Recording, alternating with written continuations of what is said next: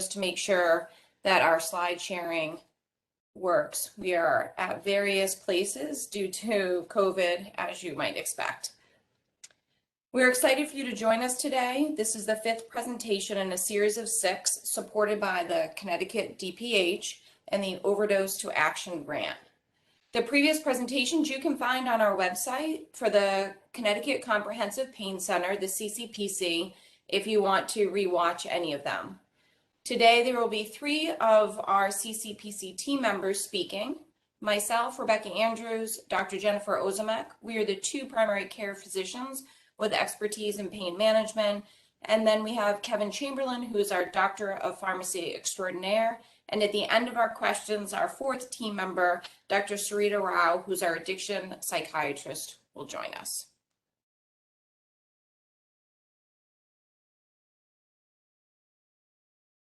Our goal today is really to set the background for the factors in difficult conversations.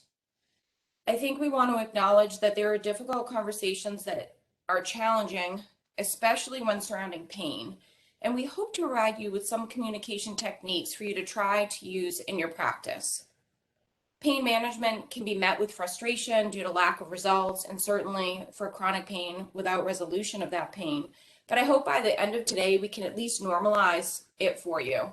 We want you to be able to think of it as something like the same frustration when a patient comes in with a virus who wants an antibiotic, or when you struggle with your patient to get their diabetes under control. We're talking about communication as if it's a simple thing, but there are techniques. If it was simply just saying words and having the person on the other end understand your ideas, there would not be hundreds of books on communication styles, techniques, and general advice. To communicate your message, you really need to know how much information to give. When do you give it? When to listen, and you need to think about the 2 T's, trust and tension. So how much trust exists between you and the person you're speaking with, and how much tension is likely to arise.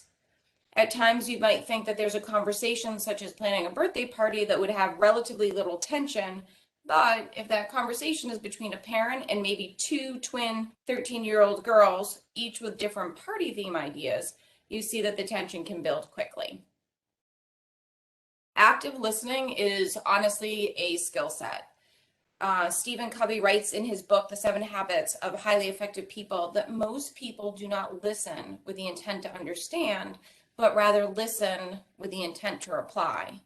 Learning to listen in communication helps set a base of trust and collaboration. But when someone starts to feel not heard, this can inhibit sharing. It can reduce investment in treatment decisions. I would like all of us to try to practice listening to listen rather than solve a problem, and maybe ask a few more questions and inquire more to give our patients a chance to speak more. The other thing I want to point out is that we all have cognitive bias. We have experiences in our life that have shaped us. And when we hear what a person in front of us is speaking, we sort of filter it through those experiences to contextualize it. This impedes our ability to hear or what the other person is saying or even intends to say. So being able to use reflective statements such as, let me see if I heard you correctly, will help correct for that bias. So take a second now and think about how well you listen. How often do you answer a spouse or friend's question before they finish asking it? We often do selective listening with the belief that we already know enough of what is going to be said and choose to remember only the information relevant to us. I think my kids would say I do this on occasion. We take histories all the time in medicine, but often we don't approach listening with the intent of learning because we're trying to formulate a differential. So we are actually listening with the intent to prep our next question, going through a review of systems and our differential diagnosis. Honesty, transparency, respect, and empathy are 4 qualities that make the difference in those 2 T's, the trust and tension of your conversation, and really enhance the effectiveness of a communication. So why is effective communication so difficult? Communication skills are not really formally taught in medical school. They used to be what we termed a soft skill, but I think we can all agree that that is no longer true. Actually, communication skills are a vital component of successful patient care and certainly patient safety. But for perfect communication, you need to be very clear, say exactly what you mean, and have the person hear what you say, not what they're interpreting you say. A classic example I like to use is think about being in the supermarket as a parent. Your child is wandering off and you ask them to stay close. But then you begin unloading your groceries and you're a little bit dismayed that your child is in the way. You need to say exactly what you mean and then readjust if incorrect. So here's an example of projection bias. You unconsciously assume that the other person in the conversation shares your current thoughts and feelings during a conversation. So the child knows to stand close to you, but they don't understand to stand close to you, but out of the way of you loading the groceries. I think I would also say that you need to know your purpose of the conversation. Especially in a challenging communication setting, you need to anticipate those objections, be ready for them, present a clear picture to the patient. By anticipating what might be a resistance to change, you can respond with an open, questioning attitude, compassion, rather than a defensive reply. Communicate only a little bit at a time and check that your listener understands. And if not, maybe you have to step back, readjust, and approach it from a different perspective. The approach to pain management, at least in the United States for the past half a century or longer, has set the current state of tension between patients, but also prescribers and pain management. I think we both had unrealistic expectations, especially with chronic pain. So as we work through discussions and options for pain management, remember that true change is normally slow. It can take 1 to 2 years, so you should expect repeat conversations as your patient adjusts to the plan. If you want to learn more about compassion in medicine, the book Compassionomics tells us that compassion is the emotional response to another's pain or suffering. It concludes that compassion heals, and it makes an evidence-based scientific argument regarding the positive effects of compassion on patient outcomes, patient safety, your provider well-being, but also employee engagement, and organizational performance. The 2 quotes on these slides summarize all you need to know when struggling with communication. Take a deep breath, step back, and remember that the secret of caring for the patient is caring for the patient. Seeing their struggles as if they were your own can help meter your response and produce compassion, empathy, and understanding, which gets you on the same page and reduces the tension in the conversation. I'm going to hand it over now to Dr. Ozimek. Thank you, Dr. Andrews. So to give you all some context for this, for these difficult conversations that we're talking about, it's well established that a higher amount of morphine equivalents for opioid prescriptions increases your risk of opioid overdose and death. So this is a helpful infographic from the CDC, and one of the biggest problems we're facing today is that patients are on too high of a dose, and really the solution there is to lower their dose. And this, of course, leaves us as the providers to start to have these conversations with patients on tapering their medications. And this can often lead to conflict and a very challenging patient encounter. One study looked at 86 primary care visits, and it's not surprising that disagreement about requests for opioid dose increases were associated with worse ratings by both the physicians and the patients in terms of their experience rating of the visit. So it's not only causing tension for the patient from their perspective, but it's also causing tension for the provider as they're trying to have these discussions with their patients. Next slide. This is another study. This study looked at 24 healthcare providers' conversations regarding long-term opioid prescribing. And they listened actually to recorded scripts of these encounters. And what the reviewers found was 2 major themes. The first is that patients tended to object to changes in their prescriptions.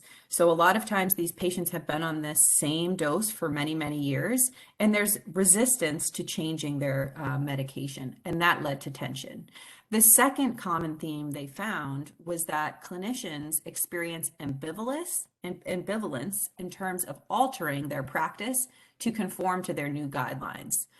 And so that's, it's hard to justify as a physician sometimes, why should I bother? This patient's been on their long-term opioid therapy for 20 years without any incident or issue. So why should I have to jump into this challenging conversation and really start having this discussion about lowering down the medication?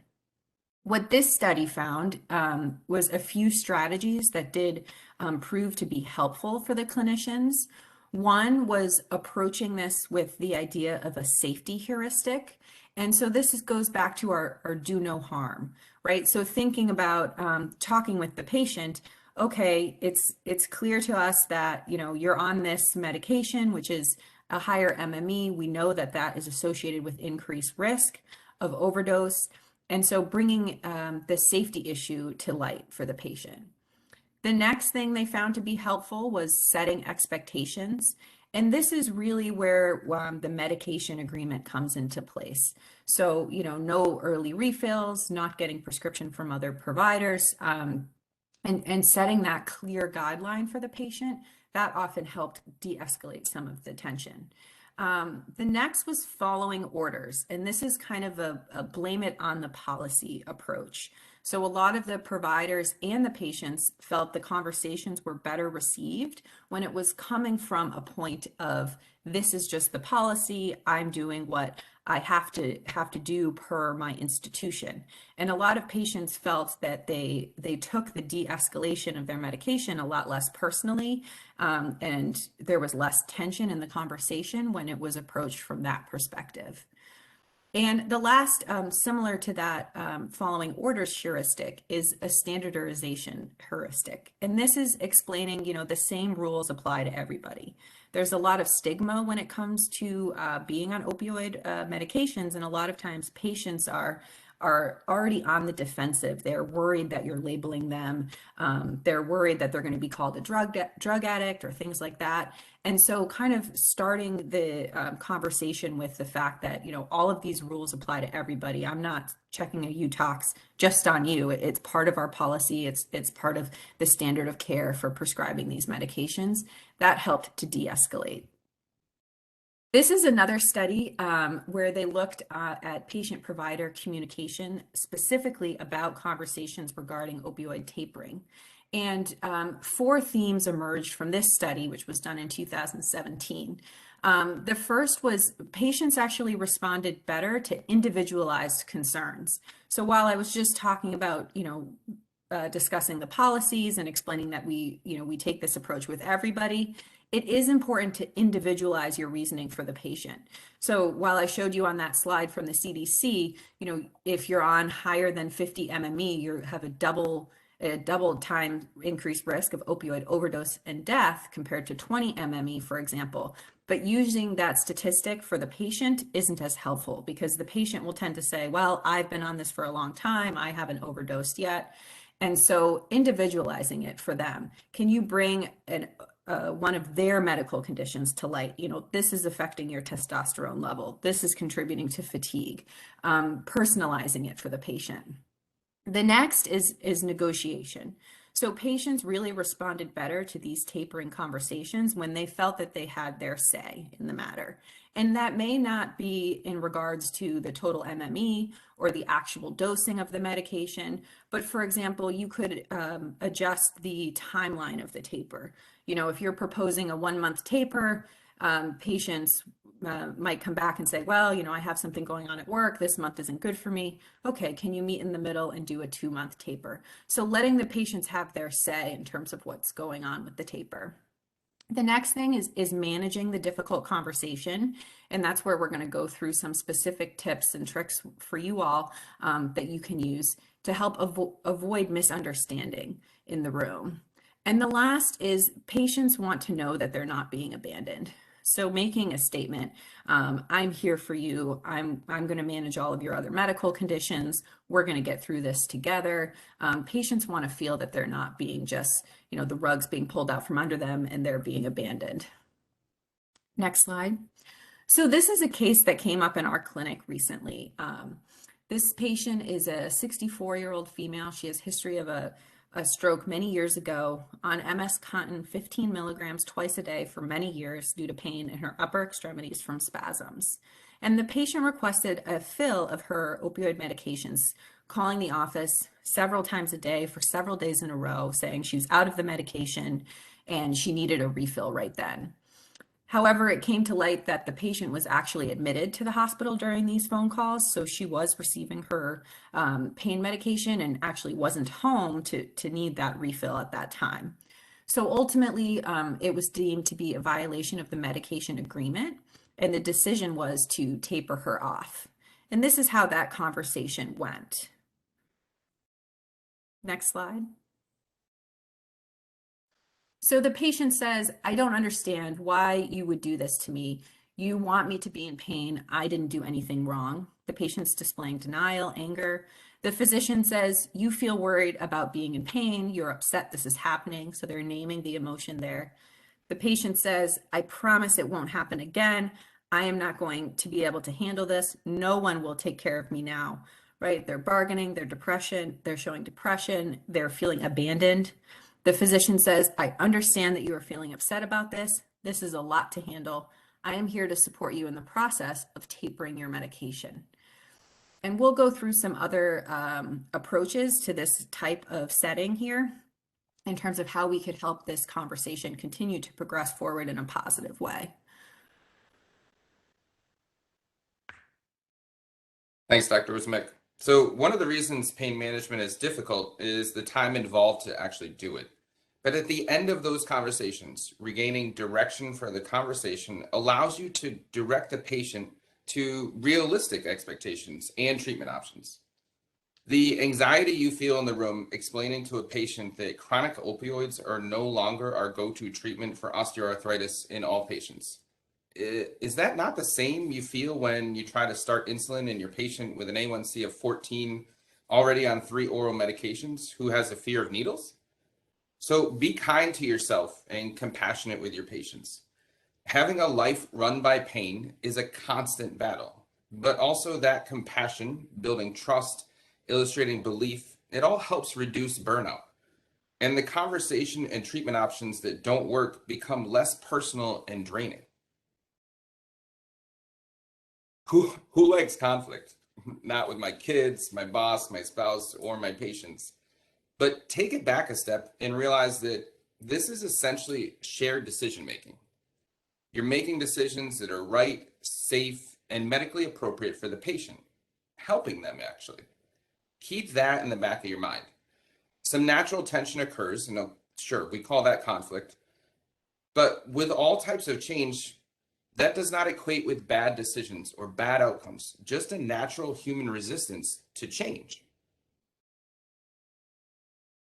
There's actually research on the topic of difficult clinical encounters.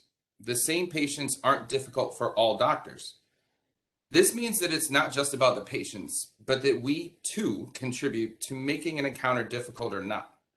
What physician characteristics make for patients being perceived as difficult? Look at the ones that are on the screen. The physician characteristics of burnout, inexperience, lack of acknowledgement of their own feelings and views, and job dissatisfaction in particular are all cause physicians to be more likely to view a patient as difficult. Although not always modifiable, some outside factors make this more likely. Things like lack of sleep, long travel, extreme fatigue. So now we're going to move into actual communication techniques and strategies. There's plenty of literature about each of these, but at the root of successful communication is trust, rapport, active listening, and compassion. With chronic pain, it's a constant assessment and reassessment of meeting goals, deciding if we need to change therapies, but also recognizing pain is a condition we can't see and only the patient can feel. There's this abundant tension from time to time, and patients are constantly questioning trust, and clinicians are always seeking to verify. As these tensions escalate, consider using these different strategies.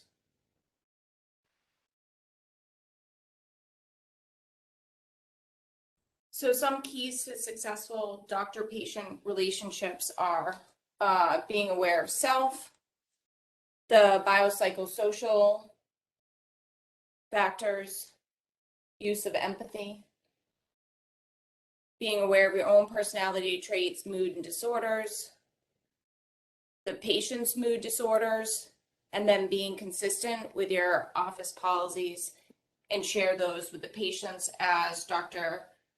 Ozimek talked about earlier. I'm going to let Dr. Ozimek take it from here. Thank you, Dr. Andrews. So it's important with all of these that we're going to go through.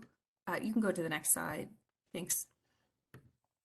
Is that we want to take a non-judgmental approach. We want to remain calm, identify our own emotions. So if you're feeling overwhelmed, if you're feeling stressed, identify that, take a deep breath.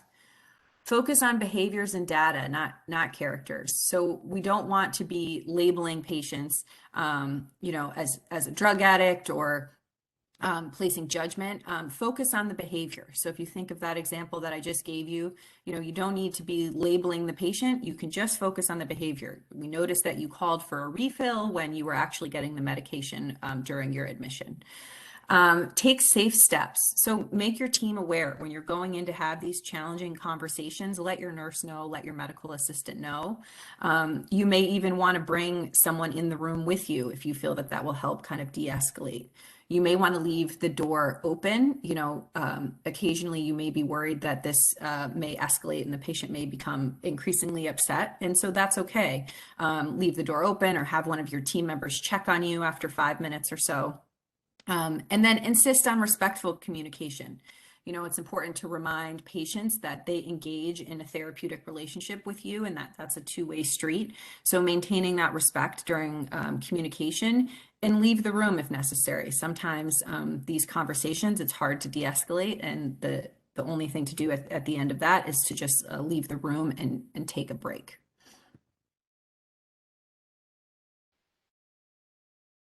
So just bringing it back to the idea of compassion, I think it's important to note both the clinician in the room and the patient have their own fears. There are a fair number of patients with chronic pain. In fact, more than those with diabetes, cancer, and heart disease combined. So we're going to run into it no matter what your specialty is. And for those patients, they live sort of in the fear of being treated as if they're faking their pain, but also in fear of having uncontrolled pain every day. And then as the clinician and the prescriber of medications, I think we worry about feeling manipulated, and we want to help you avoid that. We want to remove this sort of negative connotation of when you and the patient in front of you disagree in a treatment. And again, think about it as diabetes, antibiotics, all those challenging conversations that you might have. So in the heat of the moment, always remember to de-escalate. Take a second, breathe slow, try to avoid any power struggles or judgmental thoughts. Connect, as I've said before, with your own needs. Are you tired? Was it a long night? Maybe you were up with your kids. Do you have a long clinic day? Express your feelings too. So if you're feeling pressured, you can say that as well. We're going to use some examples throughout this, and I'm going to give you one now. I'm hearing that you are afraid of being in pain, and this has caused you to suggest that you might sue me if I don't prescribe. I think this is a very common situation. Trust between a physician and patient is the basis of all treatment, and I want to help you, but I want to help you safely, appropriately, with the best way that we have to treat your type of pain. If I have to treat you and be worried about legal action when we disagree, this isn't going to work. We're not going to be able to have a functional relationship. So we need to step back and decide if we can do this with trust between us, respectfully, and make these decisions together. Sort of highlighting what Dr. Ozimek mentioned before, where maybe there's some bargaining on the table. So with that, we're going to head into the first of these techniques that we have. This is a homegrown technique. Dr. Chamberlin and I have used this to teach residents in pharmacy and medicine, for at least 7 years now. And this is based on the Kubler-Ross well-known stages of grief. This is really just to help you understand and prepare for the stages your patient is going to go through when it's the most difficult conversation, which is when you have someone who's on opioids, either short-term or long-term, and you need to stop them. We have 4 challenging cases that we typically make the trainees run through because these are really good examples. and we try to teach them that nobody is quote unquote at fault. So for example, I know you're getting adequate pain relief from your medicine, but remember when we signed that medication agreement and I warned you that you may have side effects that are too serious to ignore? Well, your urinary retention that you've been in the ED with is too harmful, and we cannot continue the medicine with this side effect. You could use a similar approach for someone who has had frequent falls with concerns of hitting their head or a broken hip. And then, of course, the all-important one, which is either diversion or someone who has illicit substances in their urine. Same thing, remove any bias, just objectivity is what is important. I understand that you're not sure how the cocaine was in your urine, but our agreement was that any illicit substances found, or if my prescription that I'm giving you was not found in your urine, that would be a reason to stop prescribing. The risk for overdose is too great, and our policy is very clear. This is the reason we go over it before I ever start a controlled substance. So you won't be surprised if this happens. But I can still treat your pain just with not with the controlled substance, and we can work together to find something that works, even if it takes a while. So these stages on the next couple of slides are really to bring a nice smile, chuckle, maybe a little bit of a dopamine release. And I really hope you remember these cartoons that a friend of mine drew for me when you're in the heat of this discussion with a patient. So the first is hopeless. They really want you to understand what it feels like to be in pain, and it is the calm before the storm. The helpless stage is particularly difficult. This is where there's some tearful explaining. Maybe they're giving you all the reasons for their aberrant behavior, and they may even connect to you as a savior, and our desire to help in medicine can make that a difficult stage. The demanding and indignant stage is a little bit about what Dr. Ozimek just talked about. This is the one where you might see behaviors where they're angry and loud, maybe verbally threatening, maybe you're worried physically, so you leave that door open. And there tends to be some ultimatums that come here. Bargaining is next, and it's really a test of how strong your resolve is.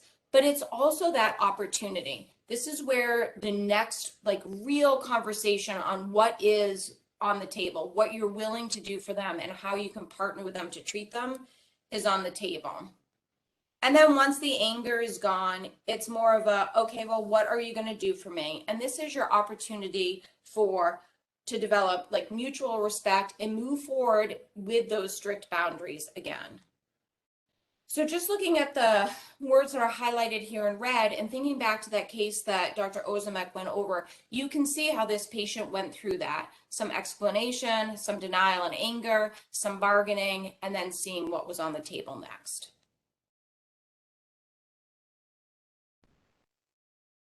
Thank you, Dr. Andrews. So the next technique that we're going to go over is patient-centered interviewing. Patient-centered communication has actually been shown to have better outcomes. You can go ahead to the next slide.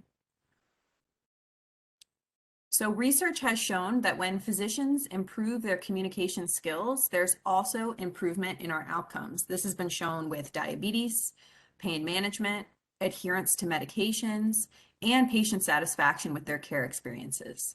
In fact, one meta-analysis a few years ago, looking at all the research on patient-centered communication, showed that its impact on health was about the same as aspirin for secondary prevention of cardiovascular disease. And at the end of the day, the clinician tends to feel more satisfied with this approach as well. Next slide. So for patient-centered interviewing tasks, the task at hand is first to create rapport with your patient.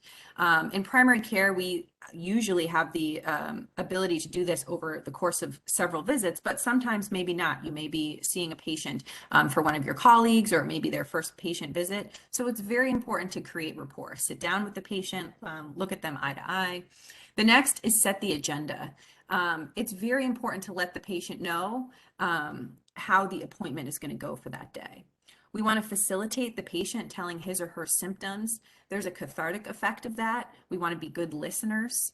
And the listening should be active listening, not just listening to respond, as Dr. Andrews was talking about at the beginning of this lecture.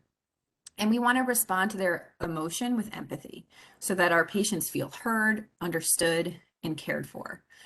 Go ahead to the next slide. So the first step after we establish rapport with this approach is to set the agenda. And this typically we can do fairly quickly in the course of about a minute. We want to indicate to the patient how much time is available for the visit. So, we have 15 minutes together today, for example. And then you want to forecast what you would like to happen during that time period. So we may say something like, today, why don't you spend the first 5 minutes telling me how you feel? I will spend the next 5 asking questions and doing any necessary exam. And then together, the last 5 minutes, we will spend talking about treatment decisions and instructions. And this is easier usually for chronic pain than new acute issues because we sort of know where the appointment is going, but you can still use this approach even with someone coming in with acute pain. And then at the end of setting this agenda, we want to summarize, negotiate. For example, the patient may have another few things they wanted to discuss. So decide together how you're going to spend your time during the visit. Next slide. And here's an example of directing the emotion during the encounter. So the first is belief. What do you think is causing your problem? Then getting at impact. How has this symptom or illness affected your life? How has it affected your work, your life at home? This is very important for patients to have the opportunity to share. And then the last is identify triggers. So what do you think made it start? What's making it better? What's making it worse? What else is going on in your life? This is thinking about that biopsychosocial impact to pain, right? What else is going on here? Next slide. So a lot of times it can be hard for us as clinicians because we inherit these patients, right? So it's much harder in those inherited patients. And this is an excerpt from a review on these difficult conversations from a study in 2018. And this technique may be particularly helpful for the inherited patient. So here the clinician says, it's much harder in those inherited patients, or maybe I'm at fault from years ago, some regimen that you started many years ago, right? Now let's have a new conversation about risks and benefits. And the patient may say, well, why would you change it now? I've been doing it for so long. What's the point? Please don't change anything. Are you going to take this away from me? And from the patients for whom it's already been long-term, they have sort of their own personal experience, right? I've been taking this for 10 years. I've never had an overdose. And so one response is, it has to do with a true expression of compassion for their pain. And these are the kinds of conversations like, listen, I understand your suffering. I understand you're in pain. I get it. However, I'm hurting you and I don't feel good that I'm hurting you. So the next technique that I wanted to go over with all of you is the nurse technique. This technique teaches us how to empathetically address emotion in the room. And this really can be used for these challenging conversations. In clinic visits, it can be used when you're having a challenging conversation with your child as well. The first step in this model is name. Next, it's understand, respect, and support. And I'm going to go through how we do that on the next slide. So with the nurse model, the first step is naming the emotion. So rename the feeling the feeling that the patient stated. You're worried. Name the emotion you're reading. You seem worried. A lot of times that act of just naming the emotion can de-escalate the situation. Then verbalize understanding. I can see how you could be feeling this way. Many people who have backaches are worried that it could be due to something more serious. The next is respect. This is a lot to go through. You've really been through a lot. I appreciate how you've hung in there with all of this. And then the last is support. Let's see what we can do together to get to the bottom of this. And you can see how with this model, it only takes a few minutes. It really doesn't take long, but it can really help de-escalate that patient that's very frustrated or angry or upset and kind of bring down the temperature in the room so that you can get to work. As an example of using these techniques, here are some responses having to do with compassionate tapering. And one of the keys to this model is not only empathy, but also addressing the fear, right? Patients are afraid that you're going to take away this medicine that's been helping them, in their opinion, for so many years. And so addressing that fear. Here's one example. I know you're worried about the uncontrolled pain, and I can understand the concern. It might interfere with work and life. What's the biggest concern you have? I want to help you be functional, but functional safely. And maybe we don't get it right the first time, but then we try again. Or we're not going to do this on Monday when you're starting a new job. We're not going to do this on the first day you're competing in the Olympics. I try to set them up for success by having any kind of taper start on a time when they may have some downtime, when they feel comfortable with it. And the last example from this article, each time I saw him, I would tell him whether I kept the dose the same or decreased it. The goal is that by this time, you're going to be off narcotics, like a very consistent messaging that this is not going to be a forever thing. It did drag on for quite a while, but he wasn't surprised that when I said, no, I'm not giving you 100 this month, I'm giving you 75, and he didn't argue or seem to resent it. Thanks, Dr. Ozimek. The nurse technique's definitely an easy one to employ, as you demonstrated. We're going to move to another technique that I actually like, and I think it might even take a little less time. It's called ask, tell, ask. It's a good methodology for making the person truly feel listened to, but it's about understanding, not about fixing or solving. And so at the end of this, you can start to make shared decisions about best treatment options with your patients. So let me read this to you as a response and just let the words resonate. I tell all my chronic pain patients that opioids don't work. They don't work well, and I'd like to help you get off of them. And you know what? They don't hear it the first time, the third time, even the fifth time. Maybe it's 2 years down the road. They come in and they say, hey, you know what? Let's take a shot at this. So basically keep the discussion open and it will eventually happen. And recognize that not all patients will be on board emotionally. So there's another technique called Adobe. Adobe is a great framework that you can switch into when the situation is heating up, as Dr. Ozimek called it, the temperature in the room rises, when emotions are running high. It's really all about trying to drill down into what is the foundational cause of the tension so that you can diffuse it and set boundaries. One of the challenges of dealing with anger is balancing empathy with enough detachment to remain professional. The patient's anger may or may not be directly towards us personally, but feeling personally attacked can make us defensive. And acting defensive gets us in trouble because it escalates rather than de-escalates the emotion. The way out is to make an empathetic statement when we feel attacked. And Dr. Andrews alluded to this earlier. Clinicians are often reluctant to validate a patient's anger for fear of adding fuel to the fire. But especially because not feeling heard often arouses patients' anger, it's important to validate it. The "I can understand that you" language enables the clinician to validate a patient while not necessarily agreeing with the patient.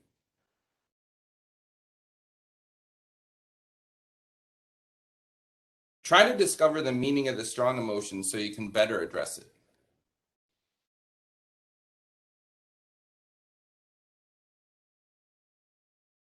Notice a trend? Rather than hiding from the challenges, the fears, the tension, discover them, name them, and then use empathy and compassion. This is your diabetic who wants you to keep prescribing fluconazole or IV fluids for elevated sugar, but does not want to take a daily medicine for diabetes. Explain the science and the mechanisms with compassion. It will at least provide a reasoning to the patient, such as opioids are not appropriate for neuropathic pain. We have medications to treat that type of pain that work a lot better.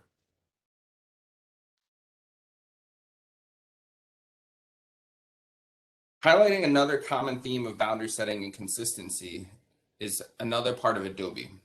Think, I'm willing to continue this conversation so long as you exhibit the same respect towards me that I'm giving you. Or, if you continue to disrupt our ability to conduct care safely in this clinic, I'll need to call security. And it is rare, but sometimes we need to consider safety. If you suspect the conversation will not be controlled, have someone check on you in a few minutes. Sit close to the door, leave the door ajar, insist on lowered voices, or have a witness or chaperone with you. The Kennedy article that Dr. Ozimek so nicely summarized earlier also delineates what prescribers found caused the emotional exhaustion of these interactions. the fear of being sued, threatened behavior, loss of patience. So on the right side of the screen, you can see focus on concerns for the patient. We'll talk about confusion, loss of memory, lack of focus as well. Your memory might not be as good and your focus might not be good. And then maybe your patient responds something like, oh, well, I can't have that. I need to be sharp. Back to Dr. Ozimek. Thank you, Dr. Chamberlin. So another technique that I'm going to review with you all now is called the 5 A's. Next slide. These are 5 steps to intervention. And you all may remember this when you learned about counseling back in medical school, for example. These 5 A's we can use for intervention for any behavioral change, from quitting smoking to losing weight or changing medication. This is a well-studied technique that you can find additional reading on. But these 5 A's help us walk through setting up a plan with the patient. Next slide. And the main steps of this technique are first to identify the specific goals. And we want to list out the barriers for the patient. So when you're talking about tapering down their medication, what does the patient feel is going to be a barrier for them for following with this taper? You want to list out strategies to help address those barriers. And you really want to try to have the patient come up with as many strategies as they can. So with any counseling, you want to really pull out from the patient what they feel would be effective for them. You want to have a clear expectation and set up clear follow-up plans. So we're going to check in a week or 2 weeks, make that very clear for the patient. And then you're there to advise and assist the patient in following through with this plan. This is another example of 5 A's, slightly different from this group Wasson and colleagues.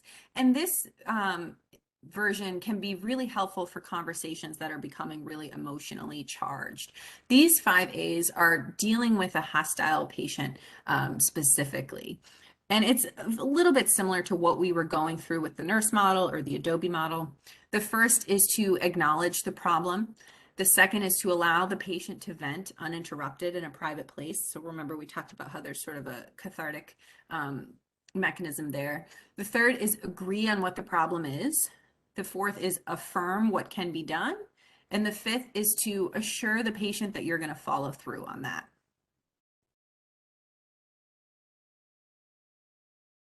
And so the last is several of these articles reviewed the importance of linking this highly charged emotional conversation to physical findings when we can. And if you remember earlier, I was talking about, it's one thing to approach the patient from the population level and say, you're at this MME, you have an increased risk of overdose. But a lot of times patients don't respond as well to statistics and numbers like that. They want to know, why is this important for me?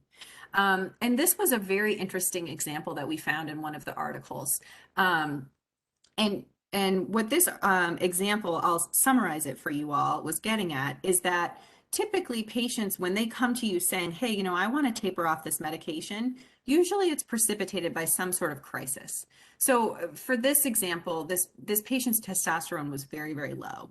He's having hot flashes, he's having gynecomastia, and the physician in this case was able to show the patient, hey, let's look at your dose over time and let's look at your testosterone levels. And they were able to show that actually as the opioid dose increased, this patient's testosterone levels went down.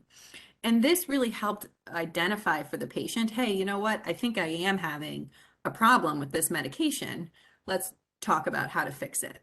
And so it was easier to have that conversation with that very objective physical finding, so is it erectile dysfunction or low testosterone or altered mental status, but helping find for the patient, what is that specific issue that they're running into? And now back to Dr. Andrews. Sorry, I hit the slide a second early. So you've made it. This is the last of the 7 techniques. We've tried to provide you examples through the series that you can go back and use. So this is actually one of my favorites, nonviolent communication. There is an entire book on this, so obviously I won't be able to go through it, but sneakily I use this on my kids at home all the time. This technique is essentially acknowledging that these discussions, as we've said multiple times this morning, are difficult on you, but also the patient, and that we need to recognize that and sort of bring it into the conversation so that there can be this bi-directional compassion. So instead of just having an internal struggle, the patient can know why this is hard for you as well. The third component is honest self-expression. So I just want to pause here and say, when we are in the room with a patient, we are so busy trying to meet their needs and their desires that sometimes we forget about the toll that it takes on us. Pain management treatments are high risk often, and so we need to develop this skill of honest and clear communication so they know the risks, they know our policies, all of that is kind of set up.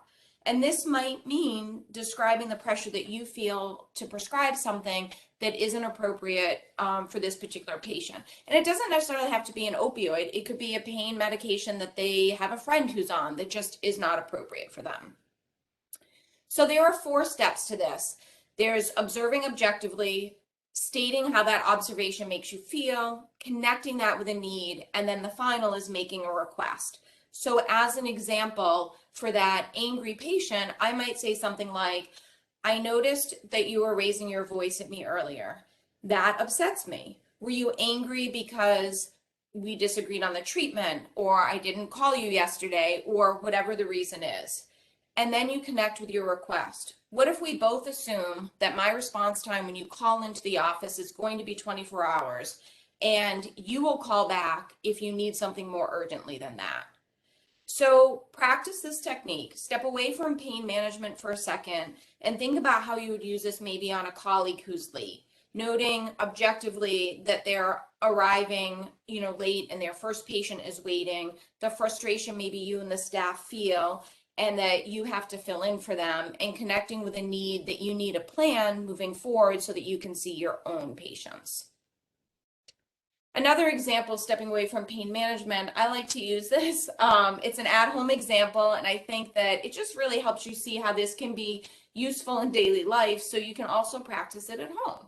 This example is, walking in for me with 2 teenagers that kind of just drop their everything at the door, their belongings, their musical equipment, their sneakers, and what it's like to come home from that to, at dinner time. So starting with a warm opener, hey guys, can we talk for a minute before I start dinner?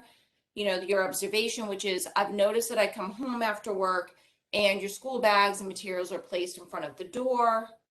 I'm usually rushing home from work excited to see you and get dinner started before sports or lessons, and I feel irritable because I need to move them before I can come in. So how about after a busy day at work, I need to transition to home so I can enjoy my time with you, and I know you need to relax a bit after school. Do you think we can find a place that's convenient to both of us for your belongings so they're out of my way when I come home? And that's sort of the process. If you wanted an example for how to use this at work, think about the patient who's looking for a screening test for pancreatic cancer because of a family member, and we don't really have one. And what you might say to them is, I hear your concern and worry. I'm uncomfortable ordering tests that don't give answers that might just create more anxiety for you. I need to consider all those risks and benefits. What if we both keep our eyes on the news? And if either of us sees a new test that's valid, we can look into it together. And those are just some examples. So I'd like to wrap up now with some things to remember that will highlight some of the stuff that we talked about this morning. In the meantime, you can type questions into the chat or the Q&A function, and either myself or Kelly Sanchez will help navigate the panelists responding to those questions. So throw those in there at any point and we'll respond. Think about how you would approach these patients differently and ask if that is your goal. Can we be more objective so we don't treat patients differently by removing cognitive bias? So take patient 1 as an example. He's a 30-year-old male construction worker coming in with low back pain that is not resolved over the last 5 weeks. NSAIDs like ibuprofen didn't help, and it chewed up his stomach, and he needs something stronger to go back to work. So that's patient 1. Patient 2, she's a 28-year-old female waiting in your office with her 2 toddlers. She's had a recent diagnosis of breast cancer and has had treatment including radiation. She has persistent pain in the left axilla since the surgery and needs something stronger than the tramadol and meloxicam she is on. So think about those two different patients. Think about how you might respond, how you might walk into the clinic visit with either of them, and then recognize whether or not, and step back and determine whether or not, rather, if you have any bias walking into those rooms. Compare the underlined words on the left that you might use to describe an interaction with someone and recognize that these phrases have judgment. Things like "for no reason," saying "a good man," saying "all the time." And now look at the phrases on the right and how we have turned it into actions and behaviors rather than judgment statements.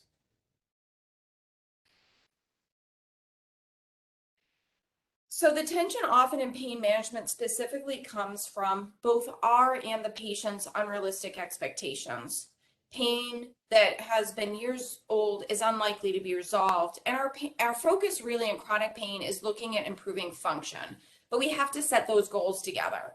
So as yet another example this morning, here's a way to approach that communication. The bad news is that when pain has gone on for this long, it is not likely to go away. The good news is there are things that we can do to make the pain more tolerable. What are some things the pain keeps you from doing? Let's focus on increasing your function. And then you and the patient together can find some of those mutually agreed upon realistic functional goals. Not a pain level of 0, maybe not running a marathon, but that is a place to start for your treatment discussion. So moving into some of the caveats.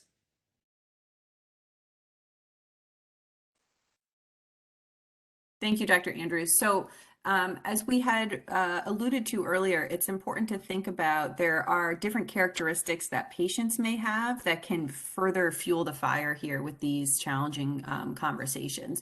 And this is an interesting table where they found these 4 different sort of types of patients that may have challenging interactions.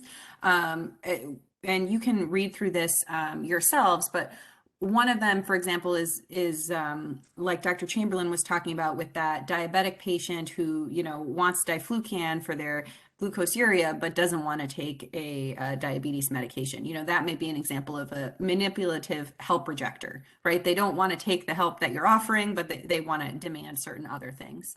And there's different treatment strategies, these different approaches that we taught you all are, may not be used in every single encounter, but you may pick and choose which would be most helpful based on the characteristics of your patient.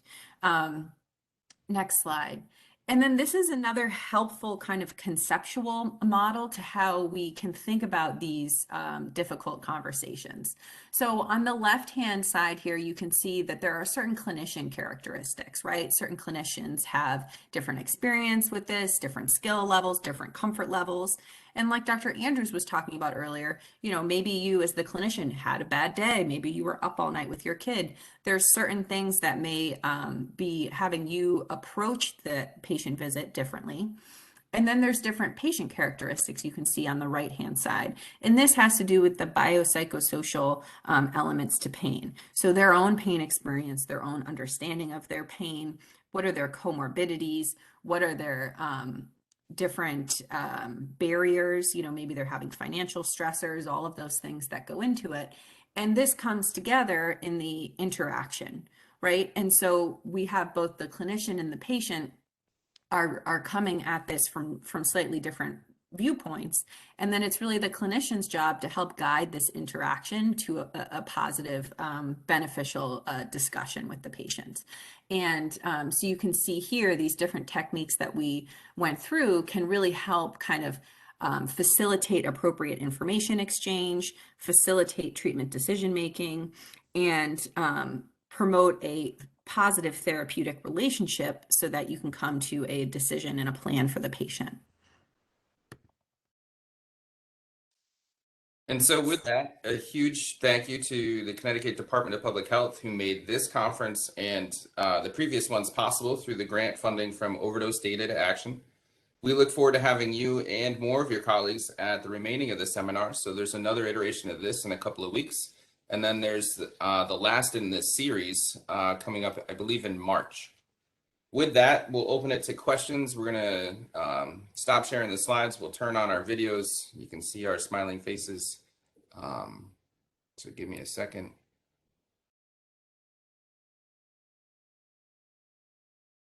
Good morning, Dr. Ozimek. Good morning, Dr. Rao. So we have a question in the chat. It reads, does the approach need to vary if the visit is in person versus telemedicine? Oh, it's a great question. I don't think so. I think what I would suggest, there are different techniques that people feel comfortable with. And the more that you practice some of them, the more you might feel comfortable and be able to flex in between them. I think that I probably go in between the techniques depending on which one is working and connecting for this particular patient. And also if the interaction has escalated or not. The downside to telemedicine by phone is you can't really see each other's facial expressions as well. You have to read a lot into the voice. So I kind of plug one ear and listen really hard. And then with video, obviously you get facial expressions. So it's very similar to being face to face. The one downside, I think, even on video, is those things that we've learned to do that are signify that we are invested in the patient in front of us, like leaning forward, etc. They can't feel that to the same degree.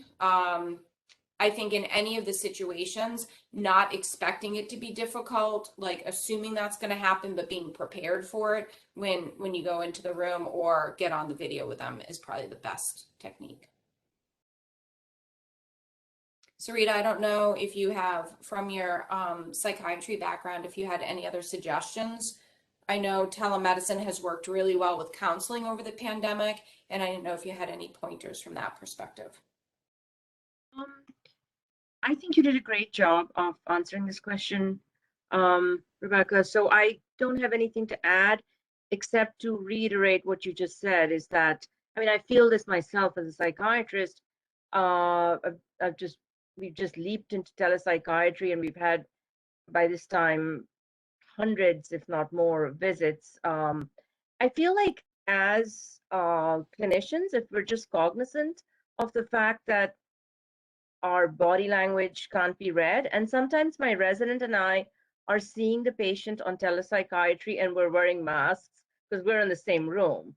So I think even acknowledging that to the patient sometimes, like we'll say to them, you know, we're on Zoom, we're wearing masks, you can't see us smile, but we are smiling. I mean, obviously not during a tense conversation, but just to kind of be aware of the fact that body language is missing. So we might actually have to put in words some things that normally they would read in our body language. That's a great addition, sort of describing other things that might be going on. Kelly, do we have any more questions? I don't see any other questions in the chat at this time. I think, you know, we had additional slides. There's so much you can talk about when it comes to communication. While we're waiting for any other questions, I think, you know, there's this saying that there is 4 options during conflict.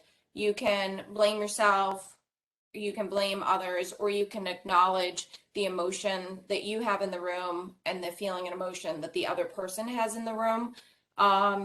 I think anyone who is in a long-term relationship or has kids, blaming doesn't really get you very far, but an air of curiosity and listening and understanding does.